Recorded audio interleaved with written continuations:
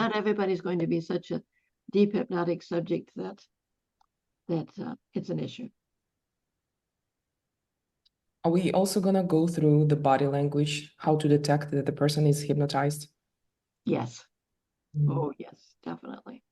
That's an interesting part. Yep. And the education piece is critical.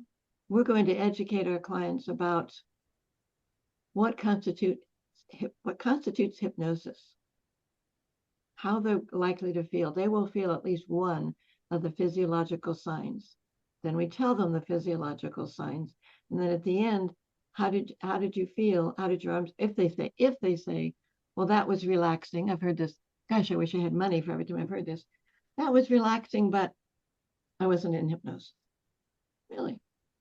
Well, how did your arms and legs feel? Well, my face was itchy, but I couldn't lift my hand to scratch it because my hand was too heavy. Is your hand usually too heavy to lift? And they think about it. And I think, what is there to think about? Mm-hmm.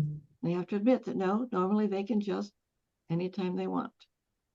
Well, if you remember, then I say to them, if you remember, that's one of the signs that you're hypnotized. So I go through those 5 physiological signs again and check in with them on each and every one.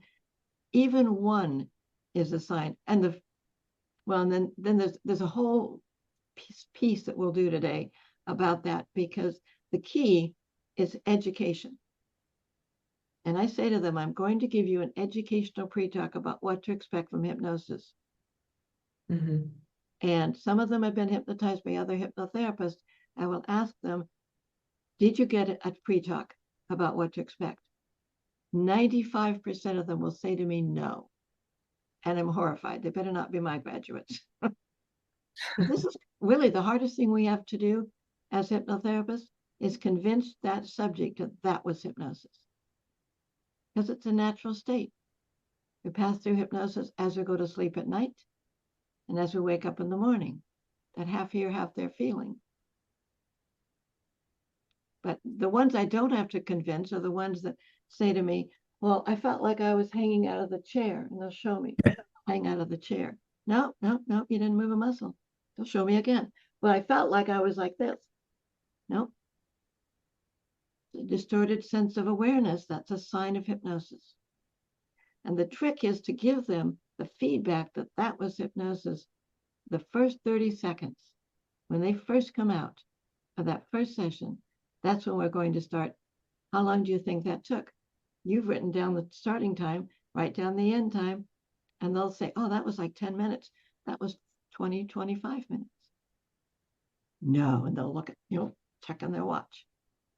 That's time distortion. That's a sign of hypnosis. Mm. How did your body feel? Oh, well, my hand was heavy. All these things were going on. I couldn't move. That's a sign of hypnosis. Whatever it is that they're telling you, it's probably on the list of the physiological signs that indicate the client has been in hypnosis. And we're never going to say out of hypnosis.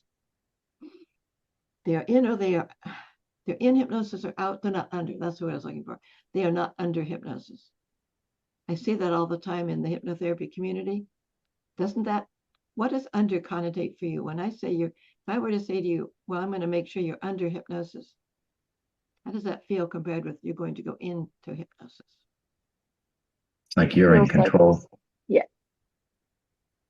And do you like that when someone else is in control? No, that just feeds their fear that they already have. Because they've seen the movies. They've seen stuff that Hollywood portrayed as scary as all get out. Yeah, they've all seen that. Ridiculous. Yeah. So we say in and out because that makes sense. And you're in complete control at all times. In fact, my pre-talk contains, I wish I could control you. Wouldn't it be easier? You just give me your laundry list of what you'd like to accomplish with hypnosis, and I'll fix everything for you. That's not how it works. Yeah. So they are never under hypnosis. They're not under. That reminds me of 6 feet under, being under control, being under the ground. I mean, it's just all kinds of negative connotations go go with the word under. Yeah. And I have a question. yes. So when I've experienced hypnosis before, something that I've noticed is like when my eyes are closed and in hypnosis, I feel dizzy, almost like I've lost sense of equilibrium and like I'm spinning almost. Is that a sign or like a physical sensation? It is. It's just another distorted sense of reality. Okay. And for you, if you feel that every time, it might be helpful to ground yourself. You know, and if you looked at that regressive relaxation induction, it starts with the grounding cord. Mm-hmm. And not everybody likes the grounding cord, but there are other ways to do it. I mean, I would say the majority of my clients over the years really do like the grounding cord, and they make it really big, and they drop people down there. And I dropped my ex-husband down there one time. That felt good.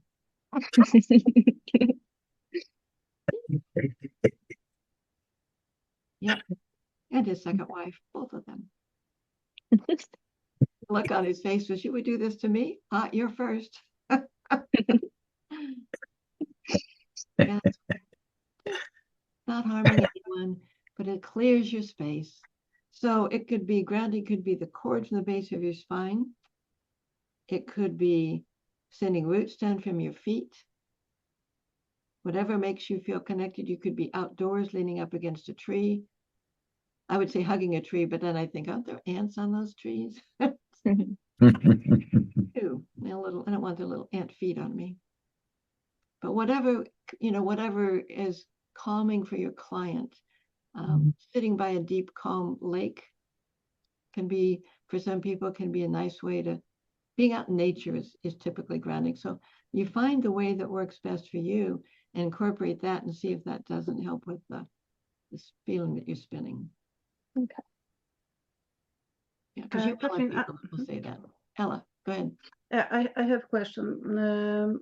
Yesterday I had a first session with a client, with a new client, and his child was in trauma. He doesn't feel he cannot relax because his muscles are so tensed, almost stiff. The whole body is stiff, and that's what I observed, that he doesn't have any connections with emotions. It means that he cannot name what he feels, and he doesn't understand the abstract concepts like higher mind or something like that. And he had quite a problem to visualize anything. And I think that he may have some autistic spectrum, but hasn't diagnosed yet. So what do you have any experience with that kind of clients? I have, and it's about matching how they're presenting with different things. Right now we're on the progressive relaxation induction, which and it may work because he's so tense. It may work as you go through that one to tense up the pieces of the body as you go through and then release. Focus on the neck, make your neck tense and then let that tension go. Make your shoulders tense, let that go.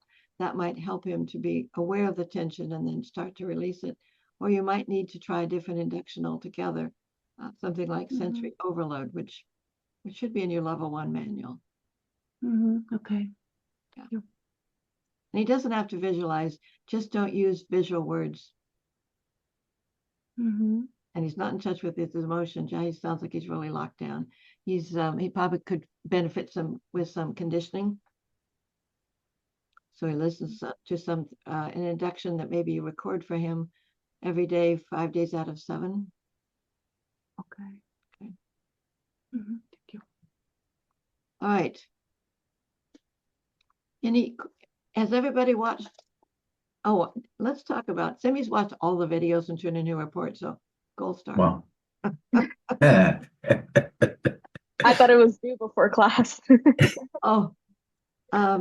It's due before the next class. Got it. Okay. Well, okay. But it brings up questions. If you watch the videos, then you have questions about the videos. Yeah. for the class, so that's helpful too. Yeah, but the report is due. You're not to have the report in before class. So I noticed your comments on the instantaneous inductions, Simi. Yes. Yes. Yeah. Go ahead.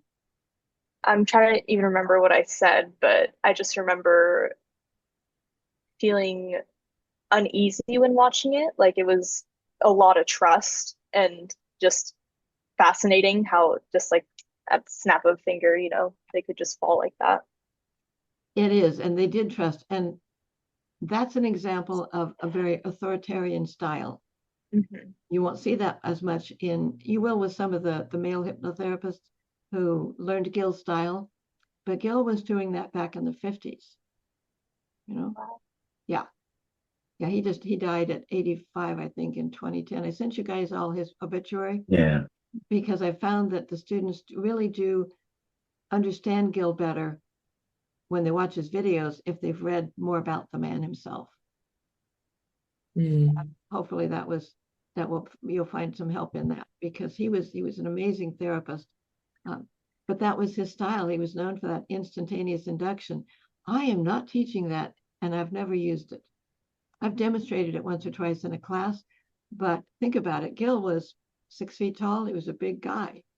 So when he's having a student in his class and they kind of fall forward and balance on him, well, for those of us who are not 6 feet tall, that could knock me right over. Yeah, I'm 5'4". Just I would never do that. Plus, I'm not authoritarian unless, well, ask my kids. I was with them, but yeah.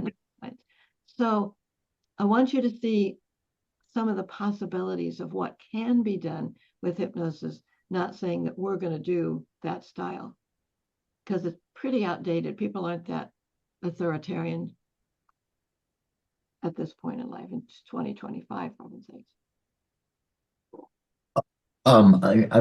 I'm curious. I did not watch the videos, but I'm wondering if instantaneous induction is the same as the example given, I think in one of the talk versions of somebody being in a closet in somebody's house and him Yes. yelling, "Sleep." Is Yes. that instantaneous It induction? is, because that's Okay, what he thank does. He's and the command, he says it with such authority and confidence, and that's the key. The command goes around the conscious mind into the subconscious. It bypasses the critical factor. Boom. I have had that experience with Gil at a conference. I said to him, Gil, I don't see how the thing works. He had me in hypnosis standing up next to him in a heartbeat. And I'm standing there with my head down thinking, and my arms were just dead weight. And I stood there thinking, all right, I could straighten up and put my head up and open my eyes. And then the other part of me said, I don't really want to. But you could, but I'm not going to do that. So that's an example of there's an emotionalized desire to do what's suggested. It is not the same quality of hypnosis that clients go into with the kind of inductions that I will teach you. And in fact, when he does that induction, in order for them to stay in hypnosis, he will spend, you'll see it in some of his other videos, they will stay in hypnosis because he does several deepeners after he does that command. And if he didn't do the other deepeners, they wouldn't stay there, or not to a deep enough level to do the kind of work he wants to do. Clients do not have to be in a deep state of hypnosis to make change. Nobody's in a deep state of hypnosis when they make a choice to start smoking. It's a conscious choice. I'm going to override my body saying this will kill you. I'm just going to go ahead and do it. That's conscious choice. Because the subconscious is saying, well, now you're coughing. Here, let's give you some feedback about how we're receiving that cigarette smoke. But his induction, that's one of the things he was famous for. I have a fair number, I probably have 4 or 5 videos of Gil doing therapy. Amazing stuff. At the end of level 1, you'll see the case of Bud. And in 2 sessions, Bud's life changes completely. Yeah.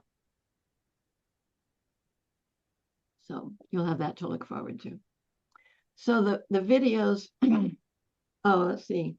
then there was, and Mark Savard, oh, the Swan. The Swan is more for, look what else we can do when we access the subconscious mind without formal hypnosis. Fascinating. That's amazing. Wow. Yeah. So I want to come at the whole topic of hypnosis from all these different angles so that you're filling in the blanks and you have the full picture.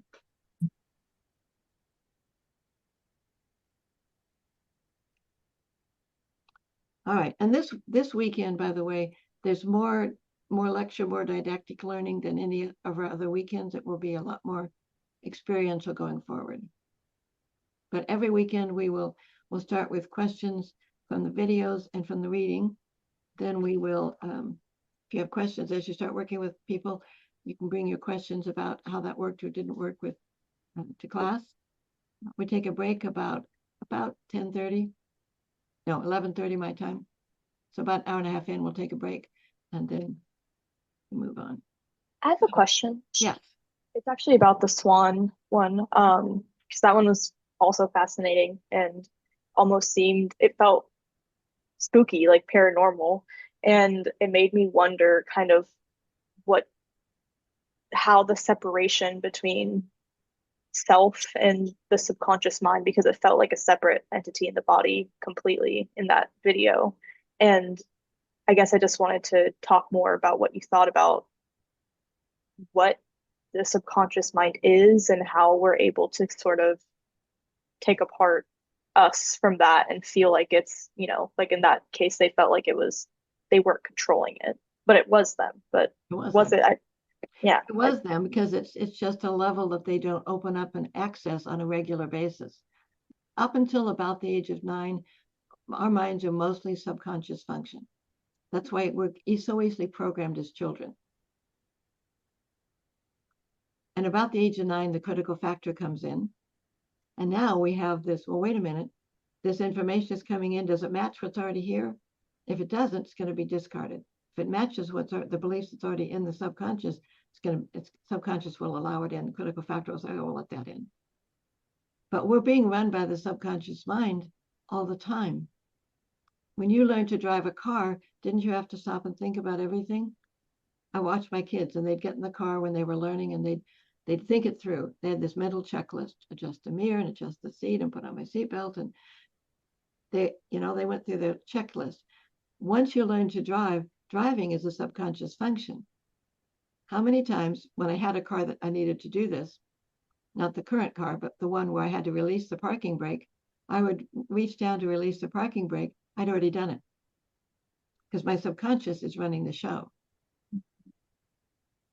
See, subconscious is primary directive is to keep us alive.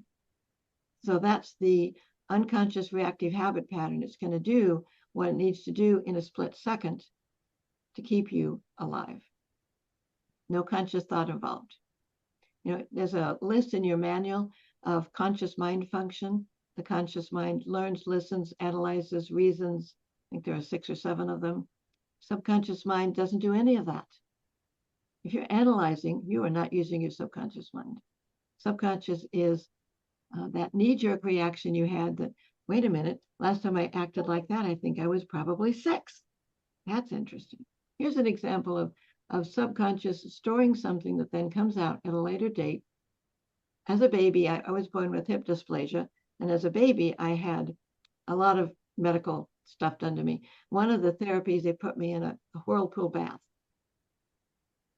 And it scared me. I think I was 5, and it scared me. And so my mother's answer was to get undressed down to her underwear and got in the thing with me so I wouldn't be scared. So fast forward, I'm a fully grown adult, and I go to my mother's house. I'm living out of town, but I'm there for a visit. And she, since my last visit, has put in a jacuzzi. And so I knew that. I brought my suit. I got in the jacuzzi with my mother, burst into tears. Because my